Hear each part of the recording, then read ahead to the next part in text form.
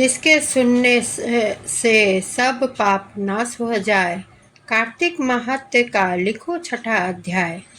राधे राधे दोस्तों।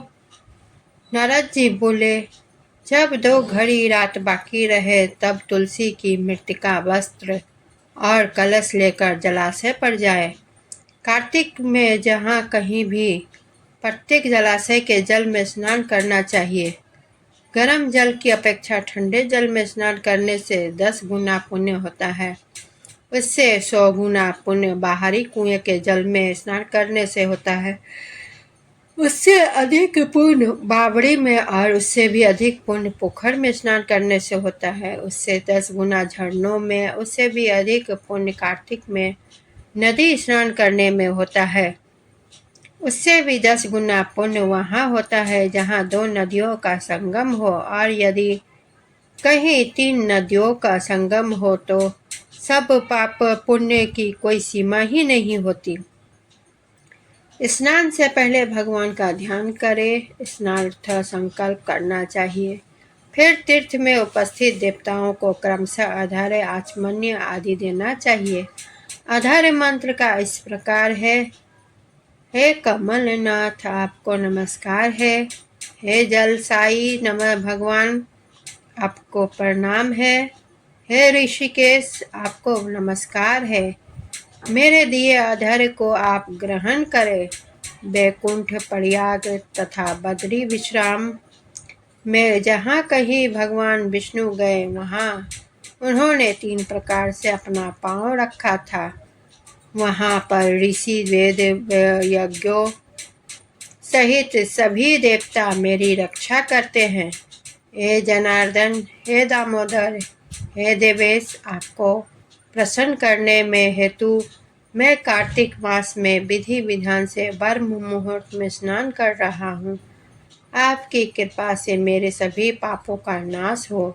हे प्रभु, कार्तिक मास में व्रत तथा विधि पूर्वक स्नान करने वाला मैं अर्घ्य देता हूँ। आपका राधिका सहित ग्रहण करें। हे कृष्णा, हे बलशाली राक्षसों का संहार करने वाले भगवान, हे पापों का नाश करने वाले, कार्तिक मास में प्रतिदिन दिए हुए इस अर्घ्य द्वारा कार्तिक स्नान का व्रत करने वाला फल मुझे प्राप्त हो। तत्पश्चात विष्णु, शिव तथा सूर्य का ध्यान करके जल में प्रवेश कर नाभि के बराबर जल में खड़े होकर विधि पूर्वक स्नान करना चाहिए। गृहस्थी को तिल और आंवले को चूर्ण लगाकर तथा विधवा स्त्री या यति को तुलसी की जड़ की मिट्टी लगाकर स्नान करना चाहिए। सप्तमी, अमावस्या, नवमी, त्रयोदशी, द्वितीया, दशमी आदि तिथियों को आंवला तथा तिल से स्नान करना वर्जित है। स्नान करते हुए निम्न शब्दों का उच्चारण करना चाहिए। जिस भक्ति भाव से भगवान ने देवताओं के कार्य के लिए 3 प्रकार का स्वरूप धारण किया था, वही पापों का नाश करने वाले भगवान विष्णु अपनी कृपा से मुझे पवित्र बनाए। जो मनुष्य भगवान विष्णु की आज्ञा से कार्तिक व्रत करता है उसकी इंद्र आदि सभी देवता रक्षा करते हैं, इसलिए वो मुझको पवित्र करे। बीज रहस्यों तथा यज्ञों सहित वेदों के मंत्र, कश्यप आदि ऋषि, इंद्र आदि देवता मुझे पवित्र करे। अदिति, सभी नाड़ियाँ, यज्ञ, सिद्ध, सर्प और समस्त औषधियाँ वह तीनों लोकों के पहाड़ मुझे पवित्र करे। इस प्रकार कहकर स्नान करने के बाद मनुष्य को हाथ में पवित्र धारण करके देवता, ऋषि, मनुष्यों तथा पितरों को विधि पूर्वक स्नान करना चाहिए। तर्पण करते समय तर्पण में अपने तिल रहते हैं। जितने तिल रहते हैं उसमें वर्ष पर्यंत व्रती के पितृगण स्वर्ग में वास करते हैं। उसके बाद व्रती को जल से निकलकर शुद्ध वस्त्र धारण करना चाहिए।